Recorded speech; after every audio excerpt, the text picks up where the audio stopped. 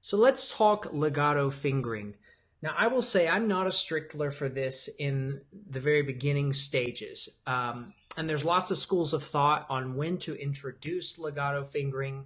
I mean, in the beginning, students are playing notes kind of detached because they don't even understand that they can play notes in a smooth and connected way. That's something that we have to teach to them. Some students will maybe do that naturally, but I find that that's a rare case. And typically students are going to play these notes detached, right? Because they're just learning this whole coordination thing.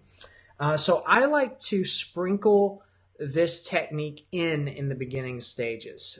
So say, we're in the beginning books, maybe the method books. I like to use Faber.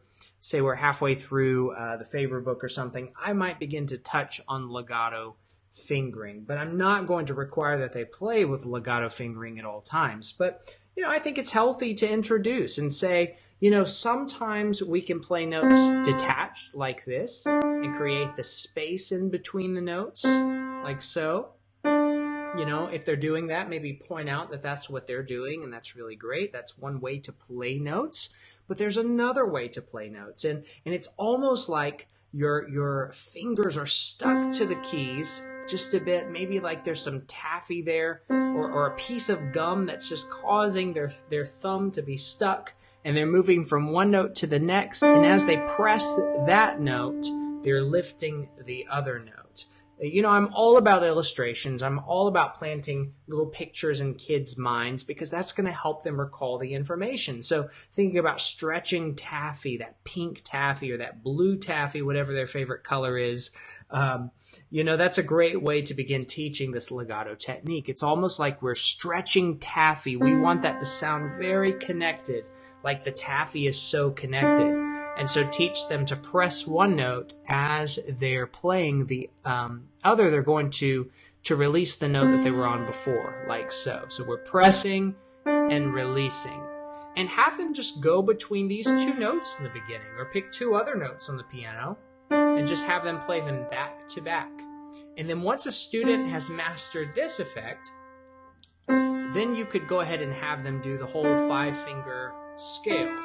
You could start on C or you could start on D, but the idea is to teach them to press and release. And it's okay if it's super slow in the beginning.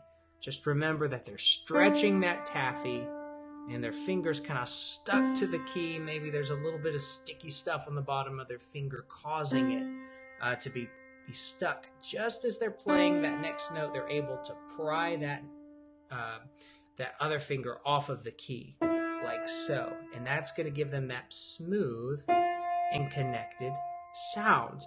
Now, there's a couple of different ways to play legato. One is just this smooth and connected way.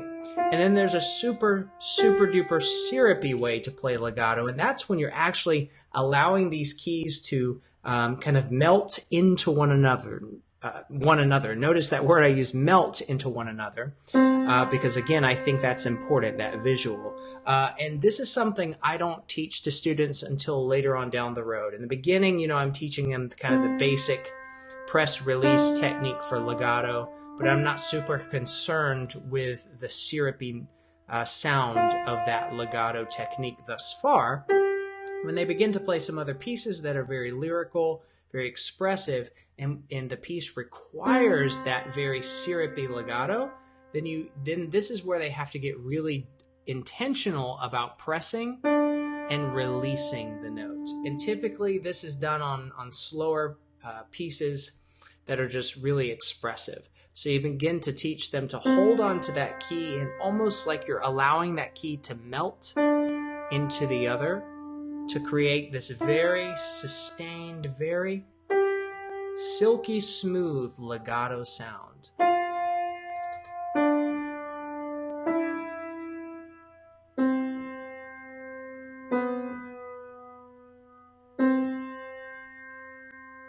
So there you go, 2 different ways to teach the legato technique.